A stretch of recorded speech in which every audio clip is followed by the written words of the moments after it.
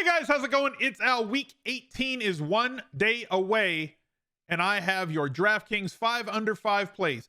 5 players that project at under 5%.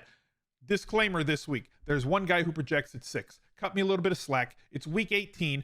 With all the COVIDity, we don't even know which plays and players are going to be in or out. We won't know that until like late Saturday night, but I record this video on Friday morning. So you got to give me a little bit of leeway, especially this week with the fact that slates have been blown up now for 3 straight weeks.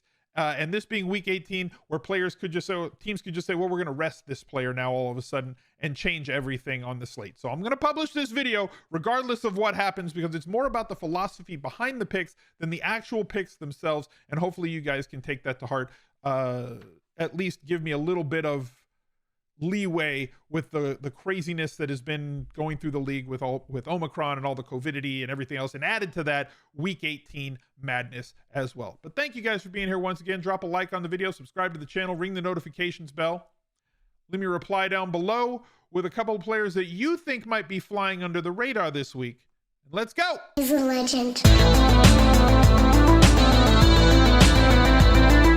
The final regular season week for the Smiz Gang Listener League. It is there at smizzle.tv/league. Just like every week, smizzle.tv/league. Type it in your browser and bookmark it, because every single week that we ever do this moving forward, that's going to be the link. Smizzle.tv/league. I will change the redirect for you. It will always take you to the brand new league as soon as DraftKings sends me the link to get you there. Join it. Absolutely no rake. $10, 5 max this week. At the beginning of the season, it's usually around 3 max, 5 max now at the end of the year to help us fill it every single week.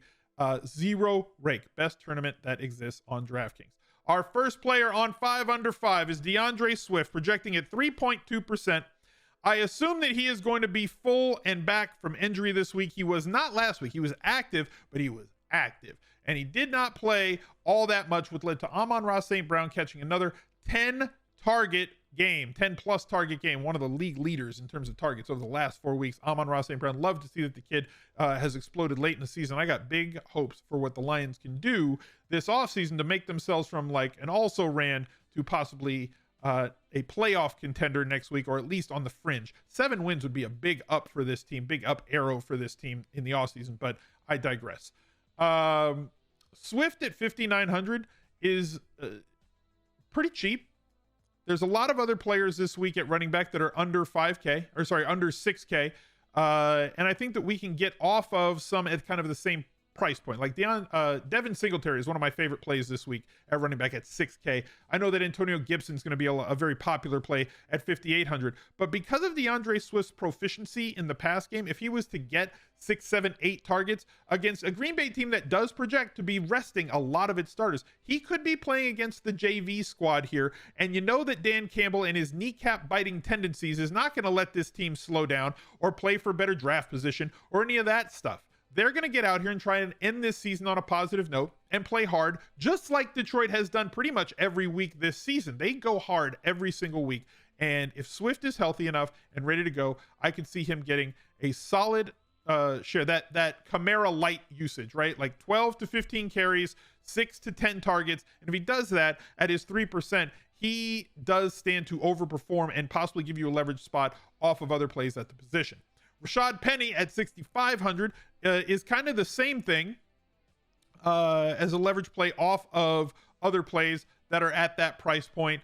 I think David Montgomery is like 6,800. Other players in that mid 6K range. I think Sony Michel's in there as well. A lot of plays in there that people want to get away from in tournaments. Now, look, all these players that are, I don't know how to put this. All these players that are projected for low percentages are that for a reason, right? So like we've seen Penny's price come up massively from when he was 4,800 against Houston in week 14, and it's climbed every week. 5,400 against the Rams, 5,500 against Chicago, 6,100 against Detroit. And Arizona, based on DVP, has been a good defensive team against running backs, but they've been very vulnerable against running backs at the same time. Now, how are they that? Because they haven't given up a lot of touchdowns on the ground this year, but they've given up a lot of yards before first contact, a lot of yards after first contact, a lot of yards per carry, something that RASHAAD Penny has been doing extremely well, averaging, look, 8.6 yards per carry in week 14, 7.9 in week 16, 6.8 in week 17, certainly passing the eye test. Big play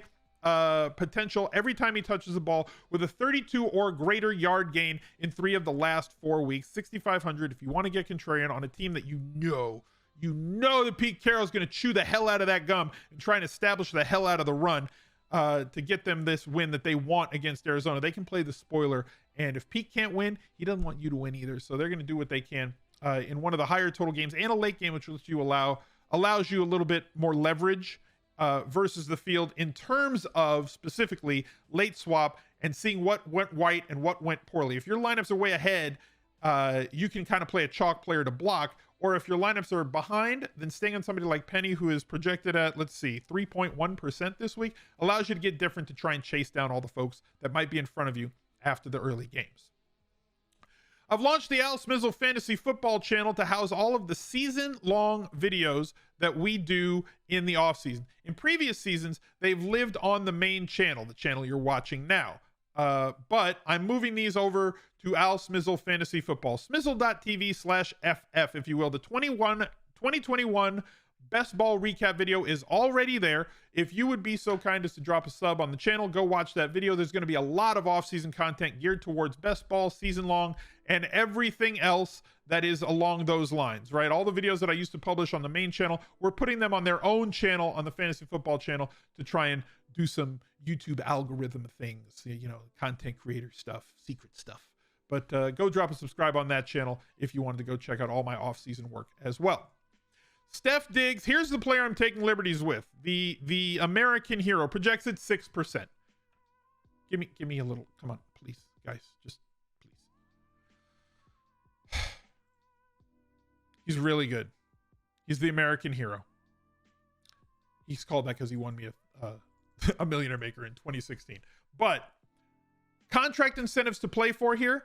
One of the highest team totals on the day. I know that there's some weather in this situation, and there's other wide receivers that are priced a little bit higher that everybody else seems to want to go after rather than playing Steph Diggs because everybody's going to run towards Devin Singletary with the 90% of snaps and running back touches that he's seen the last 3-4 weeks since taking over the job in Buffalo. They're massive favorites here, but teams that are favored, just like we talked about on Top Stacks, with over favored by more than 10, team totals of 24 and above or greater than 24, do tend to get you 3 players that will score over 20 DraftKings points way more often, 3 times as often as teams that aren't one or both of those things. And you look at where everybody else is going at wide receiver this week. Cooper Kupp, nobody's playing Adams.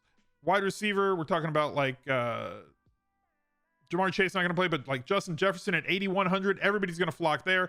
Everybody's going towards Cooper Kupp. So Steph Diggs provides us with double touchdown upside here against a really overmatched opponent. The Jets are bad in all facets of the game defensively, which is a little bit shocking considering how good a defensive coach Salah is. He just doesn't have the horses to work with yet. He will at some point, but until he does, we're going to keep picking on them. And if you're telling me that Steph Diggs is going to be underplayed by the field as opposed to 20 to 25 to 30% on the other high dollar wide receivers, this gives us direct leverage off of everybody that's going to be playing Singletary, and it gives us a lower percentage player at a high dollar, high octane output like Steph Diggs. The other wide receiver, DEEBO Samuel. Now, look, I know that they've run the ball a lot more with him recently. I know that the quarterback situation is up in the air. We don't know if Jimmy Garoppolo, at the time that I'm recording this, is going to be the starting quarterback this week or if it's going to be Trey Lance again. But being Trey Lance really didn't affect DEEBO all that much last week, where he put up 17.2 DraftKings points. Now, this is a game where both teams are going to be going for it. You also get that late game opportunity here, which gives you the swap opportunity that you're looking for in tournaments. DEEBO is projected at less than 1%. That just seems off. Football, anything can happen. Players can get hurt. Unders are obviously sharper. And if all of the field is going to be on very specific plays, you can get to a secondary stack. All the people that are going to be playing Cooper Kupp, what if you bring that back with DEEBO Samuel to get different? Now you've got correlation with your Kupp stack. What if you play DEEBO Samuel with a Trey Lance? And then you bring that back with Kupp and maybe double stack on the other side of that, right? A skinny stack on San Francisco and bring it back with a double on the other side, because you're not expecting 40 throws from a Trey Lance guided offense if he is indeed the starter. I'm just saying that there's way more paths to DEEBO Samuel having a 25+ point day on DraftKings than less than 1% of the field that is projected to be on him this week, making him probably one of my favorite under 5% plays on the day. Massive touchdown upside. We know how they deploy him in San Francisco, and big playability as well. 45-yard catch and a touchdown from the youngster last week. And at tight end, Rob Gronkowski projected at 4.1% for the Buccaneers. Now there's a lot on the table here, right? Like Evans may play, Evans may not play. Tom Brady may play the whole game, Tom Brady may not play the whole game. So like this is one where you're going to have to be fluid, but tight end you're allowed to get different. It's very easy to get different in tight end because nobody really jumps onto every tight end play. But of all the tight end plays that are out there, not all that many project if they play a full game to get you 10+ targets. Rob Gronkowski, Zach Ertz, there's a couple others as well. Mark Andrews being in that boat, maybe a George Kittle too. But I didn't want to play two 49ers in the 5 under 5 video. Kittle is certainly in consideration this week as a great 5 under 5 play. If you think there's got to be if then statements here for Buccaneers, right? If you think that Tom Brady's going to play the whole game, and if you think Rob Gronkowski's going to play the whole game, under 5% is just way too low for the touchdown upside that he brings along with him and the sheer volume. Somebody who can pay this salary off as he did last week with 115 yards on 7 catches and no touchdowns for 21.5 DraftKings points. So that's my 5 under 5. Hopefully the lineups and everything else stays together this week and we don't have as much craziness and the slate's not doing cartwheels over and over and over again all day Friday and Saturday. I'll see you guys on Sunday morning for the Anti-Tinkercast on Twitch, the final one of the 2021-2022 football season. Look out for another video though, right there. He's a legend.